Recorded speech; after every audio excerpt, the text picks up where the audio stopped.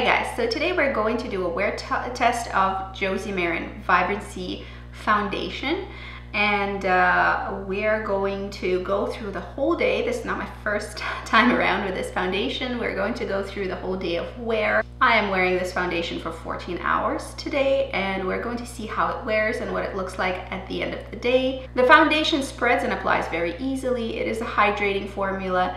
It is easy to work with, but it is very easily spreadable and does not settle into fine lines, does not cling to dry patches, which I do have one on my cheek, and I do have one on my my chin. So I can attest to the fact that the foundation does not really make it look any worse. It doesn't necessarily make it look better. The coverage is high medium to high medium on one layer, and then if you want to layer it up, then you can get potentially to full coverage. At least on my skin it seems like you can. My skin reacts very well to this foundation. In fact, it's easy for me to wear. With dry skin, I think this oil-based formula works perfectly. It is hydrating, it is a little bit plumping. It is not a foundation that is going to set on its own. You will need to set it with powder for sure, as I have done today. And I would recommend, if you do have dry skin, to still set it, unless you are so dry that you put a straight oil onto your skin during the day under your foundation. Despite the fact that the foundation is very hydrating, it is still quite long wearing, which is very impressive given that it is oil-based.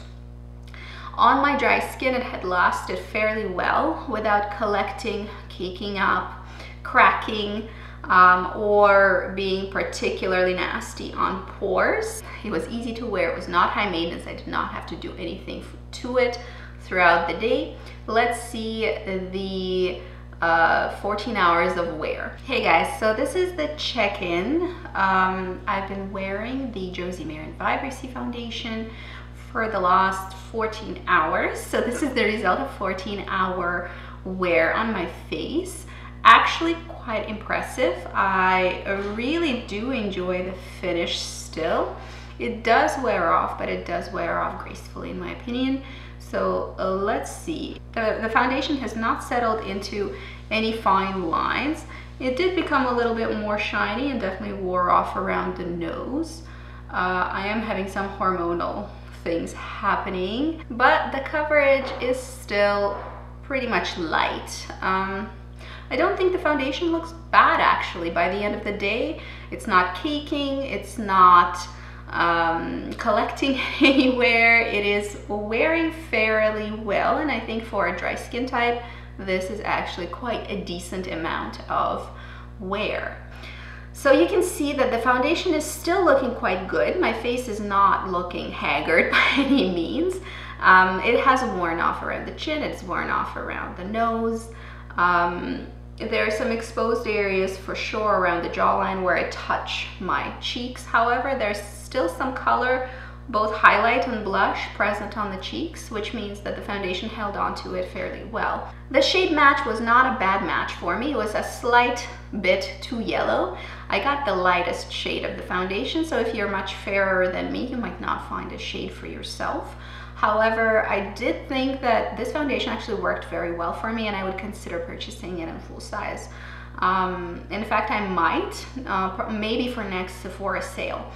I did think that it wore well. It was plumping and hydrating. My skin looks quite good under it after such a long day.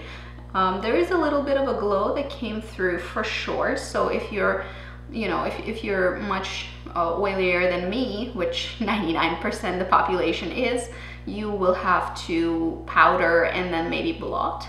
I did not have to do much to it throughout the day. As you can see, it held up fairly reasonably, and just wore off gracefully, which is what I require of a foundation. I don't expect a foundation to be 24-hour wear, but I do not like it to look bad at the end of the day. I would prefer for it to just gracefully fade away into the abyss. And this is what this one did.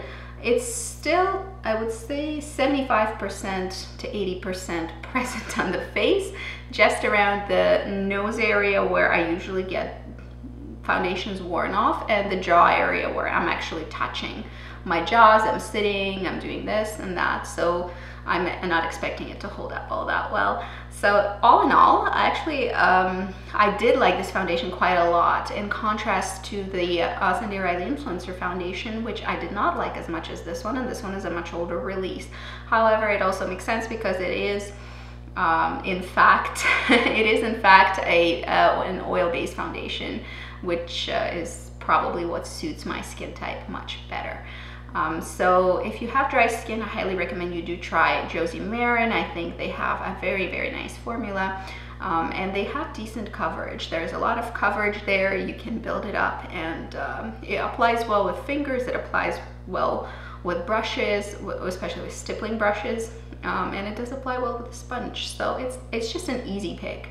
Out of a foundation, I just expect it to be effortless, and Josie Maran is quite good at being effortless. Let me know if you've worn it, and let me know your skin type as well, because I do think that it is different for different skin types. Obviously, different foundations will suit different skin types, and this one definitely is made more for maybe normal to dry, erring on the side of dry skin. However, it is a good formulation for that skin type. That's it for today. I hope it was fun for you to watch me wear this foundation throughout the day. See you guys later. Bye bye.